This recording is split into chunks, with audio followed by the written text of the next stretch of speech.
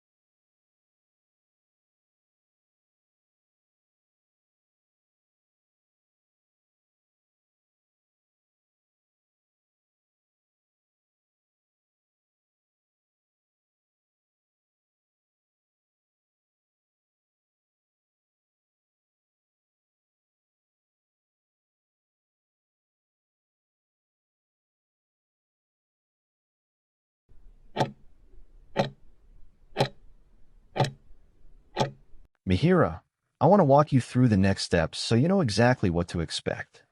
Our main goal is to make sure your wound heals properly and you stay as comfortable as possible. The first thing we'll do is gently and carefully clean the wound to prevent any infection from setting in. We'll be assessing it closely at the same time to check its size and depth and make sure there are no other issues we need to be aware of. After we've finished cleaning, a doctor will come to examine the wound personally. Based on their assessment, they will decide if you need stitches to help the edges of the skin come together and heal properly. This might sound a little scary, but it's a standard procedure that helps your body repair itself. To make sure you're comfortable, we'll use a local anesthetic to numb the area first. Once we've taken care of the wound itself, the doctor may also prescribe antibiotics to prevent or treat any potential infection. It's really important that you take these exactly as directed, even if you start to feel better. We'll also make sure you have appropriate pain medication to keep you comfortable during the healing process. I will explain the importance of stitches to Mihira compassionately and in detail, without using bullet points. When a cut is deep, the two sides of the skin are pulled apart and can't just heal on their own. Stitches act like tiny temporary bridges that hold the edges of the wound together tightly and in the correct position. This is critical for a couple of reasons. First, keeping the wound closed helps to prevent infection. When the skin is open, it creates an easy entry point for bacteria to get in.